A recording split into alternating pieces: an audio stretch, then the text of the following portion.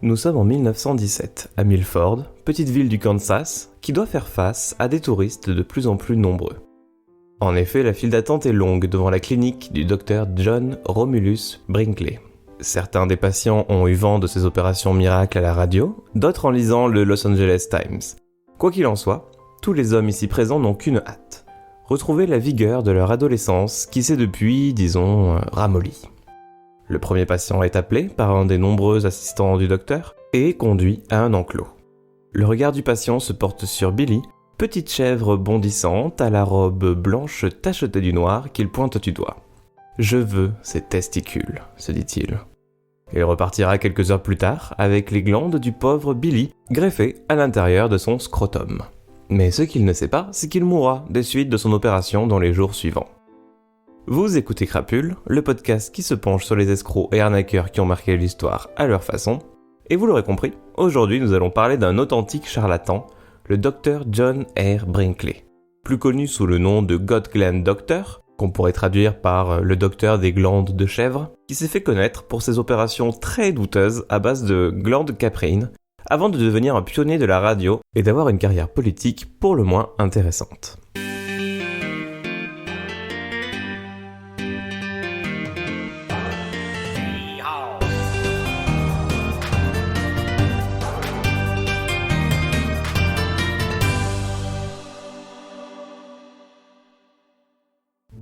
John Romulus Brinkley naît le 8 juillet 1885, fils de John Richard Brinkley, médecin qui a notamment servi pour l'armée des États confédérés pendant la guerre civile américaine.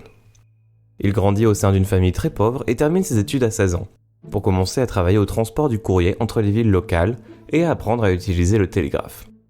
Mais ce que John Romulus Brinkley veut vraiment, c'est être médecin, comme son père.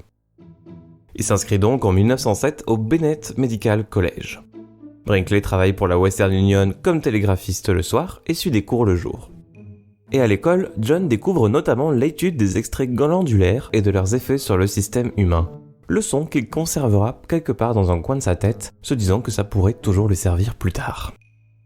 Mais après 2 ans d'études, ses dettes s'accumulent entre des frais de scolarité élevés et du coût de l'éducation de sa famille. Il va alors arrêter ses études et rentre dans son état natal, en Caroline du Nord, où il commence à travailler comme médecin de premier cycle. Mais pour pallier son abandon scolaire, Brinkley va plutôt acheter, en 1915, un certificat à une fabrique de diplômes connue sous le nom de Kansas City Eclectic Medical University, qui délivre un diplôme à toute personne prête à payer $100, ce qui évaudrait à $2500 en valeur actuelle. Alors c'est le moment d'ouvrir une petite parenthèse sur les usines à diplômes, qui pourraient faire l'objet d'un épisode de Crapule à elles toutes seules. C'est un marché assez important encore aujourd'hui et qui pose de vrais problèmes. En gros, c'est des entreprises qui se présentent comme des universités ou écoles et qui vendent des diplômes de toutes sortes pour lesquels à peu près aucun travail n'est vraiment requis.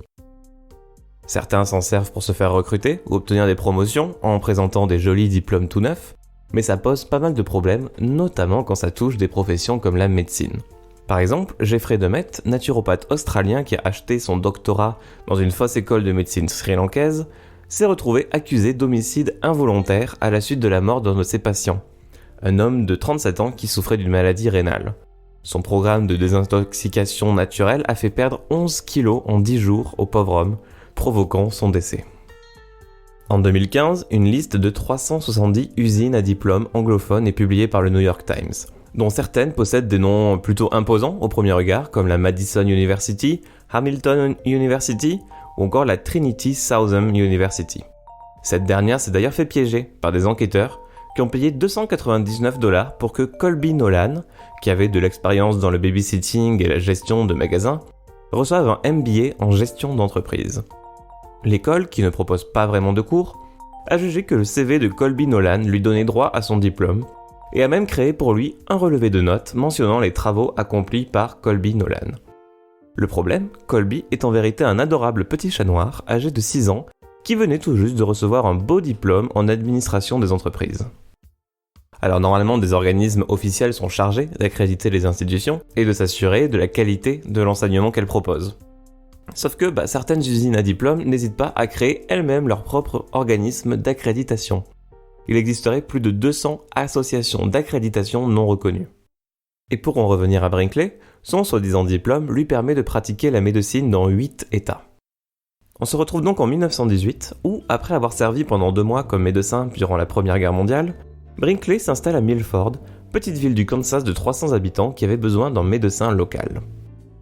Il y ouvre une clinique et devient rapidement le chouchou de la population de Milford, en payant des bons salaires et en faisant des visites à domicile aux patients touchés par la sérieuse épidémie de grippe de 1918. Et un jour, un patient vient le voir avec un gros problème. Disons qu'en ce moment, il se sentait un petit peu raplapla et que sa virilité était au plus bas. Il avait bien besoin d'un coup de boost. Le problème est qu'à cette époque, la médecine n'avait pas encore de réponse à ce problème. Brinkley lui répond alors en plaisantant que le patient n'aurait aucun problème s'il avait une paire de testicules de chèvre, la chèvre étant alors connue comme l'espèce la plus coquine du royaume animal.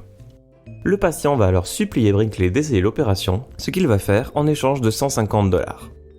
L'opération est plutôt simple, Brinkley se procure des glandes de chèvre, ouvre le scrotum de son patient comme un petit portefeuille et y insère les glandes de la chèvre. La manœuvre se déroule sans accroc, et le patient revient quelques semaines plus tard et remercie le médecin pour sa libido retrouvée. Brinkley va alors proposer son opération au grand public, assurant que la greffe de glandes de chèvre permet de retrouver sa virilité et sa fertilité, pour la maudite somme de $750 par opération, soit un peu moins de $10 000 actuels. Peu après le lancement de sa nouvelle offre, Brinkley réussit un coup de publicité qui fait venir les grands journaux jusqu'à lui. La femme de son premier patient, ayant subi une greffe de glandes de chèvre, vient de donner naissance à un petit garçon. C'est le premier Got Gland Baby. Et très vite, de nombreux patients affluent alors de tout l'état du Kansas. En parallèle, Brinkley commence à promouvoir son opération comme un remède contre 27 maladies, allant de la démence aux flatulences. Et il précise aussi que son opération ne marche que sur les personnes intelligentes et pas sur les imbéciles. C'était un moyen de se prémunir des patients qui se plaindraient que l'opération n'a pas marché sur eux. Parce que, en plus d'avouer publiquement qu'ils n'arrivent pas à accomplir leur devoir marital, ils seraient cliniquement considérés comme des idiots. Sa mise en avant dans la presse, et ses revendications pour le moins créatives, attirent aussi l'attention de l'Association médicale américaine, AMA, qui envoie un agent à sa clinique pour inspecter discrètement, voir ce qui se passe un peu sur place. Alors cette association, elle a pour but de promouvoir l'art et la science de la médecine, d'améliorer la santé publique, d'effectuer un petit peu de lobbying, et aussi de dénoncer ce que les Américains appellent les quacks, c'est-à-dire des charlatans, ces personnes qui vendent de faux remèdes miracles et mettent en danger la santé de leurs patients. Et une fois sur place, l'agent de l'AMA fait la rencontre d'une femme à qui l'on venait de greffer des ovaires de chèvre pour la guérir d'une tumeur de la moelle épinière. Autant vous dire que Brinkley vient de se payer un aller simple en haut de la liste des charlatans de l'AMA, et il attire l'attention de celui qui allait devenir son ennemi juré. Maurice Fishbein, médecin qui a notamment fait carrière en dénonçant les fraudes médicales. Mais en attendant, Brinkley va bénéficier d'un nouveau coup de pouce qui va le propulser cette fois sur la scène nationale. Il est invité en 1922 à Los Angeles par Harry Chandler, propriétaire du Los Angeles Times, qui a eu vent de ses prouesses médicales pour le moins insolites. Harry le met au défi de greffer des testicules de chèvre sur un de ses rédacteurs. Si l'opération réussit, il fera de Brinkley le chirurgien le plus célèbre d'Amérique. Et heureusement pour lui, l'opération est jugée réussie par le patient. Et Brinkley reçoit alors une très belle publicité dans le LA Times. De nombreux nouveaux clients, dont certaines stars du cinéma hollywoodien, viennent de tous les États-Unis pour visiter sa clinique. Milford, cette petite ville du Kansas sans histoire, se retrouve cette fois avec une affluence jamais vue auparavant grâce au docteur, qui est plus populaire que jamais. Il faut dire qu'il a aussi fait beaucoup pour sa ville, en investissant beaucoup de sa fortune dans les biens publics. Il a même fait paver la route menant de la gare jusqu'à sa clinique, route qui est restée pendant longtemps la seule voie pavée de la ville. Sa clinique a doublé de taille et de capacité. Les clients qui venaient étaient par exemple escortés jusqu'à un enclos où gambadaient paisiblement des bébés chèvres. Et comme au moment de choisir son homard au restaurant, les patients pouvaient alors choisir la chèvre qui leur semblait la plus vigoureuse et dont ils se disaient « Tiens, leurs testicules rendraient très bien sur moi ». Mais cette renommée n'est pas suffisante pour Brinkley. Durant son séjour à Los Angeles, John a fait la visite de KHG, station de radio appartenant à Chandler. Et face à ce moyen de communication de masse relativement nouveau, il a de suite détecté la puissance publicitaire de ce média.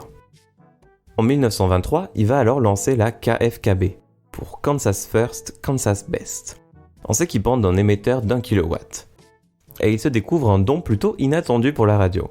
Il parle sur sa station pendant des heures chaque jour principalement pour promouvoir ses traitements à base de glands de caprine, mais sa station proposait aussi toute une variété de divertissements, comme des cours de français, des prévisions astrologiques, des contes pour enfants, et toute une programmation d'artistes folk et country du coin. Cette nouvelle visibilité que lui apporte la radio lui permet d'avoir encore plus de clients qu'il n'en a jamais eu, et encore une fois, la ville de Milford en a bénéficié. Brinkley finance un nouveau système d'égouts et des trottoirs, le développement du réseau électrique ou encore un nouveau bureau de poste pour traiter son courrier. Il finance aussi la construction d'une église qu'il tente de faire baptiser à son nom, mais aimablement reconduit par les autorités religieuses qui lui disent que là, il allait un petit peu trop loin. Il est tout de même nommé amiral dans la marine du Kansas et parraine une équipe de baseball de sa ville natale, les Brinkley Goats. Mais la même année, plusieurs enquêtes de journalistes sur les usines à diplôme commencent à pointer du doigt Brinkley. En juillet 1924, un grand jury à San Francisco prononce 19 inculpations contre certains médecins ayant eu recours à de faux diplômes. Et évidemment, John Brinkley en fait partie. Mais lorsque des agents californiens viennent arrêter John, le gouverneur du Kansas en personne refuse de l'extrader. Il faisait gagner bien trop d'argent à l'État du Kansas et il était hors de question de s'en séparer. À la suite de quoi, John Brinkley n'a pas manqué de s'en vanter sur sa radio pour raconter sa victoire sur l'Association médicale américaine et à quel point sa clinique gagnait plus d'argent que jamais, attirait des patients du monde entier et créait de nombreux jaloux chez ses confrères. Visiblement intouchable, John continue de développer son empire médiatique et caprin en créant une nouvelle émission radio baptisée La boîte à questions médicale. Ses auditeurs écrivent par courrier pour raconter leurs troubles et symptômes et le bon docteur leur suggère des traitements en direct à l'antenne. Évidemment, les traitements prescrits par le docteur sont uniquement disponibles dans un réseau de pharmacies membres de la Brinkley Pharmaceutical Association. Ces pharmacies vendent les médicaments de Brinkley à des prix bien gonflés et reversent une partie de leurs bénéfices au docteur. Et pour s'assurer que ses auditeurs se rendent dans des pharmacies affiliées, Brinkley a renommé tous ses médicaments. Il ne prescrit pas de l'aspirine ou de l'aspartame, mais des Brinkley numéro 34 ou des Brinkley numéro 12. On peut reprocher beaucoup de choses à John Brinkley, vraiment beaucoup. Mais on ne peut pas vraiment lui dénier un certain talent pour le marketing et les médias, et d'avoir été un précurseur sur plusieurs points. Car son programme de la Medical Question Box était extrêmement populaire, et il générait énormément de ventes de médicaments. On estime que ça générait 14 000 $ de bénéfices hebdomadaires pour Brinkley, soit environ 11 150 000 $ par an en valeur actuelle. Il était un des hommes les plus riches du Kansas, voire des États-Unis. Sauf qu'évidemment, l'expertise médicale de Brinkley, elle est toujours pas au top. Il préconisait au mieux des médicaments bénins, qui ne soignaient pas vraiment les patients mais n'aggravaient pas non plus leur cas, au pire des produits qui les mettaient gravement en danger. Les rapports de patients qui prenaient les traitements suggérés à la radio par le docteur et qui se présentaient ensuite malades dans le cabinet d'un autre médecin ont commencé à se multiplier. Jusqu'à ce qu'en 1930, le Kansas Medical Board finit par organiser une audience officielle pour décider si la licence médicale de John Brinkley devait être révoquée. On se rend alors compte que le docteur a signé des certificats de décès pour 42 personnes, dont beaucoup n'étaient pas spécialement malades lorsqu'elles se sont présentées à sa clinique. Et ça, c'est sans compter les autres patients du docteur qui ont pu tomber malades ou mourir en dehors de sa clinique. Le conseil médical a finalement révoqué sa licence, déclarant que John Brinkley pratiquait du charlatanisme organisé. Et le deuxième coup dur pour John Brinkley ne se fait pas attendre, puisque 6 mois après avoir perdu sa licence médicale, la Commission fédérale de la radio refuse de renouveler la licence de diffusion de sa station. La raison, ces émissions étaient essentiellement publicitaires, ce qui était contraire aux traités internationaux, et que sa série de la boîte à questions médicales était contraire à l'intérêt public. On arrive donc normalement au moment de l'histoire où notre personnage principal fait profil bas, apprend de ses erreurs et commence à devenir une meilleure personne. Mais pas John Romulus Brinkley. Lui, il se dit plutôt que si les gouvernements se mettent en travers de son chemin, alors il n'a qu'à devenir gouverneur lui-même. Il annonce donc sa candidature pour devenir gouverneur du Kansas, position politique qui lui permettrait notamment de nommer ses propres membres au conseil médical et de retrouver son droit d'exercer la médecine. Il lance sa candidature 3 jours après avoir perdu sa licence médicale, en utilisant sa station de radio pour l'aider dans sa campagne. Et sa radio va lui donner un avantage incomparable face à ses concurrents. Il a notamment un moyen de communiquer directement avec ses électeurs que n'ont pas les autres candidats.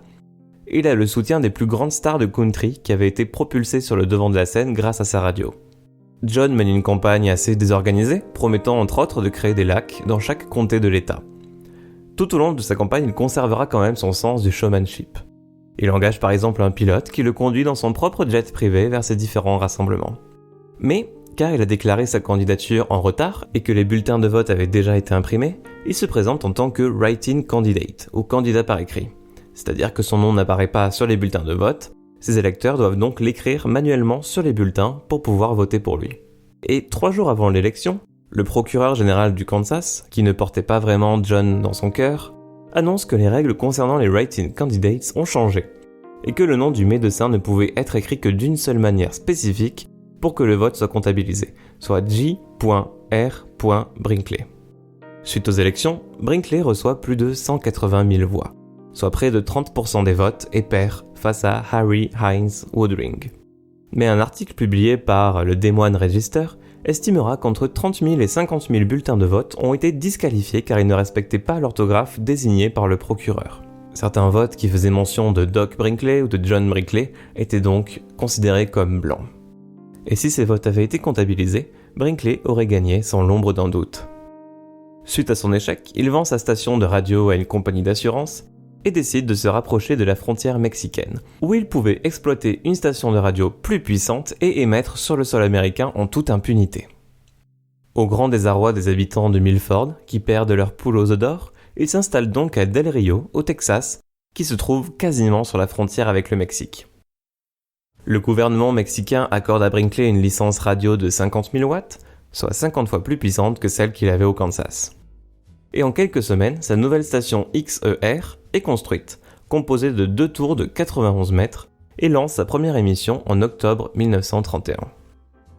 Il tente avec sa nouvelle station radio de se représenter pour le poste de gouverneur, car même si sa licence radio américaine avait été révoquée, le signal de sa station mexicaine était si puissant qu'il pouvait être entendu jusqu'au Kansas.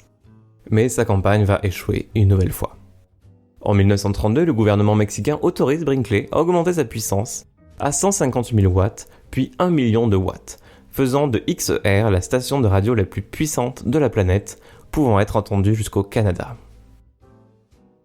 Selon les témoignages des habitants de Del Rio de l'époque, le signal était si fort qu'il allumait les phares des voitures et faisait bourdonner les sommiers. Brinkley a ainsi pu continuer son ancien format de la boîte à questions médicale, tout en vendant du temps d'antenne à d'autres annonceurs, à 1 700 $ de l'heure. Il faisait encore la navette entre Milford et Del Rio, souvent en émettant par téléphone depuis sa station mexicaine. Mais en 1932, le Congrès adopte une loi interdisant cette pratique, connue sous le nom de Brinkley Act. Mais sans se laisser démonter, Brinkley alors commençait à utiliser des préenregistrements pour contourner la loi. Finalement, en 1934, le Mexique a révoqué la licence de diffusion de Brinkley suite aux pressions exercées par les États-Unis. En parallèle, John a ouvert une nouvelle clinique à Del Rio, sur 3 étages.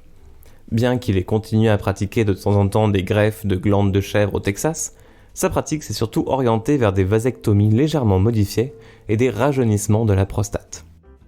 Son entreprise va continuer de prospérer et il ouvre une autre clinique à San Juan, au Texas.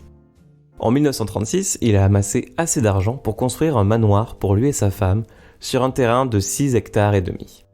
Avec une écurie d'une 12aine de Cadillacs, une serre, des animaux exotiques tout droit venus des Galapagos et une piscine pavée de croix gammées. Car oui, John Brinkley avait aussi développé une certaine sympathie pour les idéologies nazies.